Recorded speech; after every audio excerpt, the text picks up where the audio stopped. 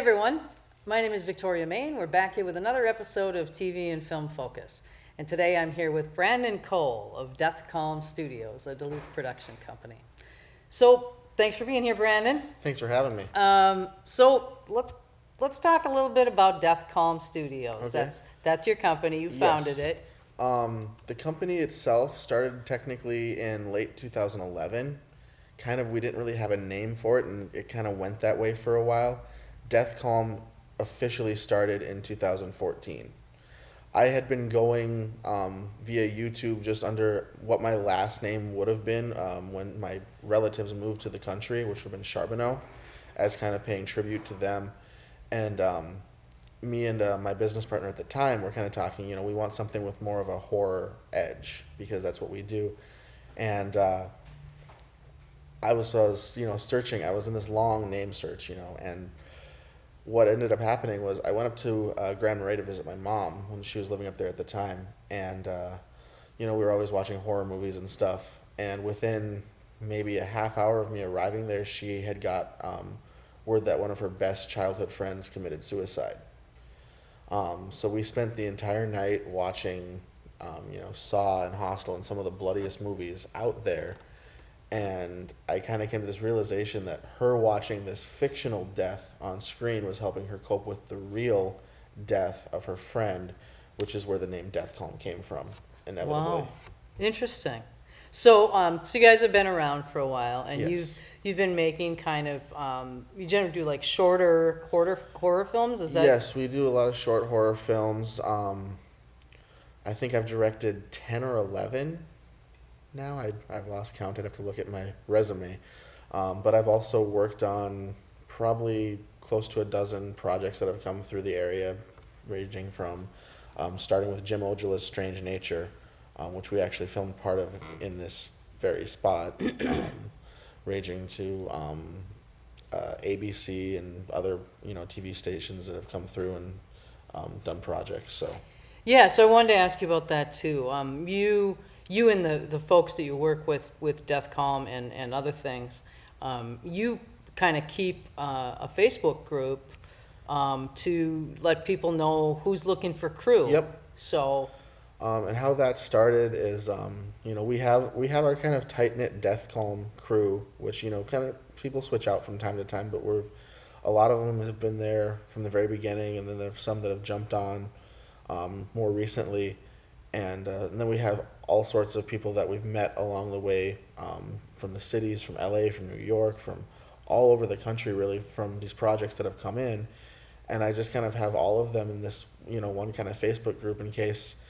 Say somebody comes to me with a job and they need more, either I can't do it or they need more than one person.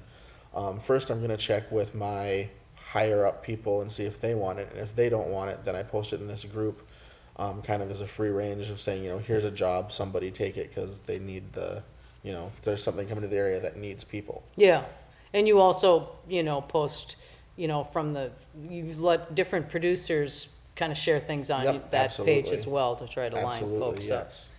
So okay, let's talk a little bit about what you're working on right now. What we're working on right now, there's a few things. We just finished up last week the 48 Sure. film project. We are, I can't say much about that because it has not screened yet Okay. via the regulations. I can tell you that our project is called Vote Murder.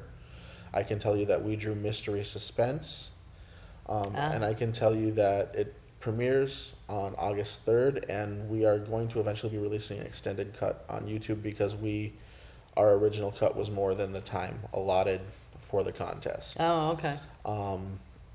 We're also working on a project called ADD that one of my business partners wrote. It's a very passionate project to him, as he has a background as a pharmacist and seeing kids over-medicated. So it's kind of a horror take on over-medication of youth. That should be out sometime this fall. We just have to tweak a few things in editing and then score it, and it's done. We have another project called Sloth that we've been sitting on for a while that was supposed to be part of another project that seems I finally got the go-ahead to, until this other project picks back up, do kind of a self-release of this and self-promotion of this. And then I just finished a feature script currently titled Alternate Route. That title may change, but we're going to be looking here in the next few months about trying to get some funding for that and hopefully shoot that in the spring to next summer. So that would be your first feature then? Yes. Oh, that's exciting. So in addition to all these projects that you're working on now, you did a real special project a couple years back for a kid, a young boy in town. Yes. Why don't you talk about that a little bit? So this project, which inevitably was originally titled the Dexter Project after the kid himself, Dexter Ojeda, a longtime friend of mine, Dale Botten, came to me and said, I've got this kid. He's terminally ill. He wants to be in a horror movie as one of the items on his bucket list. He had this bucket list online of so many things that he wanted to do with his final year of life, and he was trying to check off as many as possible. And Dale asked me, what would it take for us to give, this item off his list? So we immediately said yes. We set up some fundraisers, and with the help of the great community that got behind us, Duluth Grill, they catered the entire thing. Other businesses chipped in some stuff here and there, and then producer C.W. Bearshield really stepped up and got us the final things that we needed to not only film the movie, finish the movie, make DVD copies, but then hold a screening event with an after party where Dexter just had the time of his life. Yeah. And unfortunately he passed away about a month or so after the screening, but he had the time of his life, and it was a really special project for all of us involved because it didn't take long of meeting with him, because what we did, we set up the parameters around him specifically. We went to him and we said, what kind of horror movie do you want to be in? What character do you want to play? What friends or family members do you want to star in this with you? What are your parameters for this? And then we kind of wrote and designed that around him. We had to make a couple of compromises where he had originally wanted to be the villain.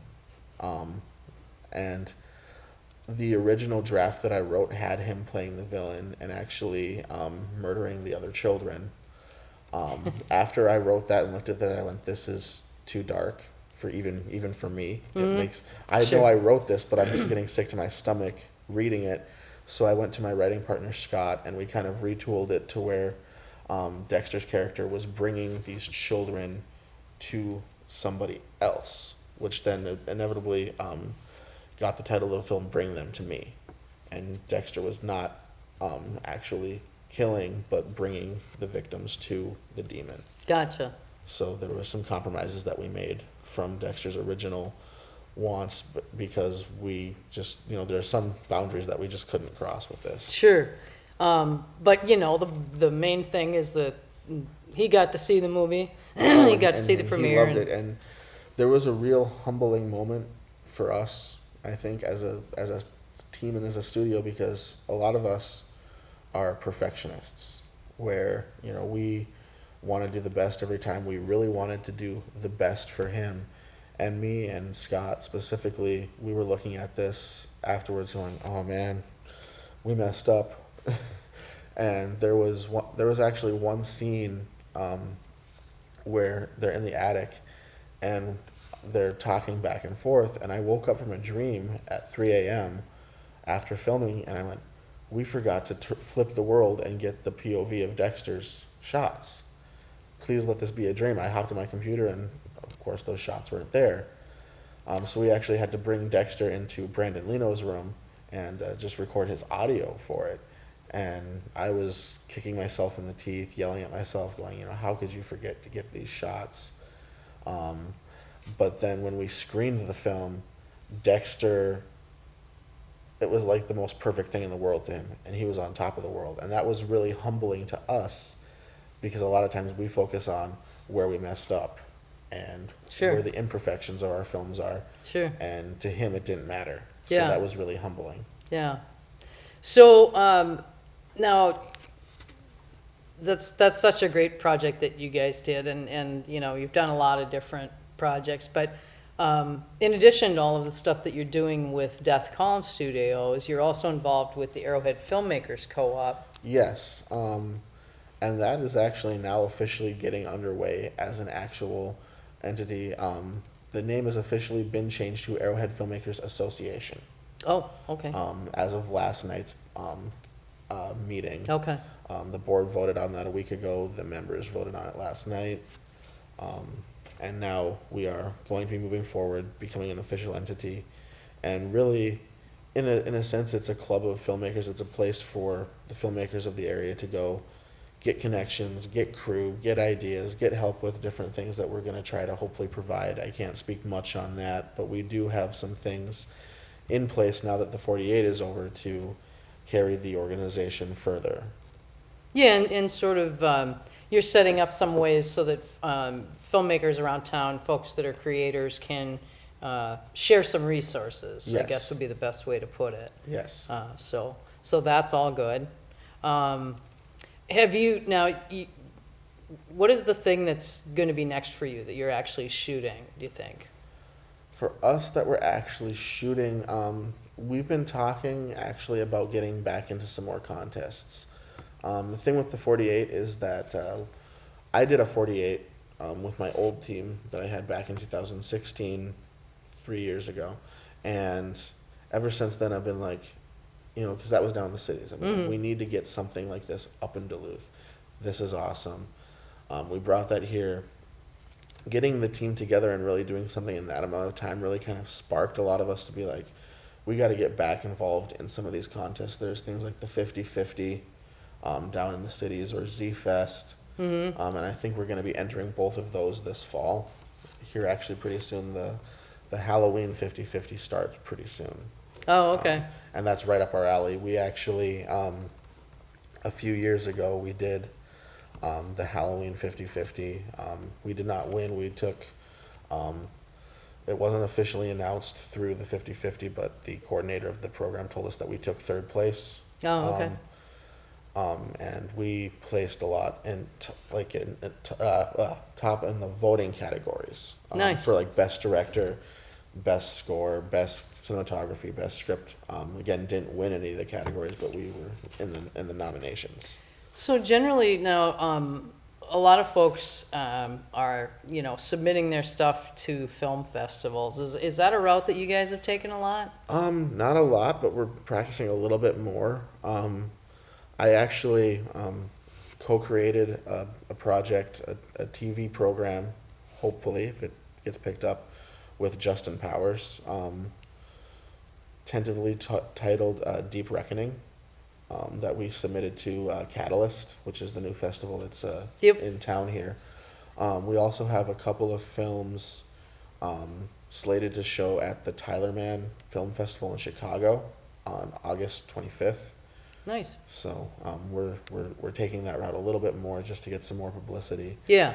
And we're kind of, other than the contest films, we're kind of in that route of moving away from shorts, moving into feature films, hopefully, Okay. because there's more money in them. Sure.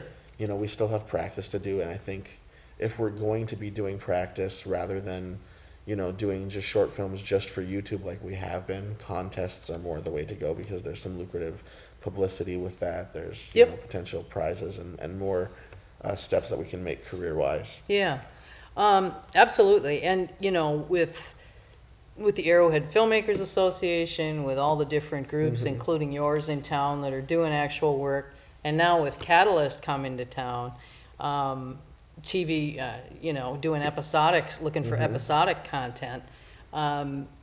This is a two-part question. Like, Okay. A, do you guys see yourself getting into some episodic stuff? And B, where do you think this is all going with the Twin Ports filmmaking scene? Where do you think we're headed? Well, first question, yes, I see us doing some episodic stuff. That had never been anything that I had considered, ever. Really, I had never really said, I'm going to make a TV show. I was always more focused on movies, but with Catalyst coming in, I went, I'm going to try and create something. And I had this idea that was not the greatest. And when I went and I was talking to Justin Powers about it to get some feedback from him, and he pitched me his idea, which was far better. And I said, whoa, we got to go with this. So now Yeah. we spent, we met weekly for about 2-3 months and really fleshed out a pitch, which we submitted to Catalyst. Can you just tell, like, is it a suspense? Is it horror? Is it? It's suspense, ecological thriller. It's kind of in the same vein as Strange Nature, not really with, the frog mutations, but it's very environmental. Okay. And about the environment and Lake Superior and the surrounding rivers and some of the pollution that goes on. Okay. And there's a lot of underlining character development, and I'm not going to give too much away because, again, he Right. doesn't know that I'm here doing this interview. I don't want to give too much away Yep. with him, but there is some stuff that you can find online about it. Oh, okay. So yeah, it's going to be interesting. I think we have a really solid idea. Okay. Well, I'll be interested to see. I'll go snooping online and see what I can Alright. find about it. So then for the second part of that question, where do you think this is all headed? There's an awful lot of stuff going on right now. It's very interesting because I've had my ups and downs with where we live. There are times that a lot of stuff comes through and I'm getting paid very well, and then there's times where not a lot of stuff is coming through and I'm struggling and taking odd jobs to pay the bills. The very interesting thing that goes back to my very first job in 2014, when I was on the set of Strange Nature, and I asked Jim Ojala, because I was in college at the time, I said, when I'm done with college, do you recommend coming out to LA or going to New York or staying here? What do you think is my best course of action? And he said, well, I'll tell you this, if you came out to LA, I'd put you to work. There would be jobs for you. But I think in the next 5 to 10 years, Duluth is really going to become a hotbed for film. So staying here and getting in on the ground floor of that is a very smart idea. And it really hasn't steered me wrong. Obviously we had Snowbait for a while, so there was about a 2-3 year period there where films and movies were coming in left and right, and I was working constantly. And that's died down a little bit now, but the fact is stuff is still coming in. We have Catalyst coming in now, which I think is going to draw more attention to the area, because even with or without film incentives, this is a beautiful area to film. We have some really unique environments that we can offer. It really is. Yeah. So I think that, if Catalyst and Philip can, do everything right, and the team that he's put together with Ricky McManus and Keeley and Lance and those guys can do everything right, I think this could really become a hotbed. Obviously, they have aspirations of doing for Duluth what Sundance did for Utah. That is yet to be seen. I'm still a little skeptical on, is it going to become that big? But I do think that if it's pulled off right, it does have that kind of potential. Absolutely. I mean, it certainly, it's all to the good, right? Even if we're, and of course, what Sundance did for Park City, it didn't do overnight. Right. It took quite a few years to develop that, And, I know that there's a lot of skepticism in town about what Catalyst is going to do, what they're going to bring, what they're going to do specifically for the locals. And my thought process on it is, even if Catalyst is only here for a couple of years, that's connections and that's ins with these producers and these people that they're going to bring to the area for those years that they're here. Whether they're here for 2 years or 20 years or, that part to me doesn't matter. Yeah. I'm going to take advantage of the connections and the resources that they bring while I can. Yeah, well, in the interest of full disclosure, I'm going to be having Philip on this show Nice. in September, so to talk specifically about Catalyst. Nice. But I'm in the optimistic crowd about Catalyst. I'm not in the pessimistic crowd. I would say I'm skeptic optimist. Yeah? I'm definitely not pessimistic about it. No matter what comes of it, it's going to bring good for the for the time that it's here. And I certainly think that it's going to be a great thing for the local creative community. Absolutely. Whether they're here for, like you say, a few years or, the next 25 years. So. Exactly.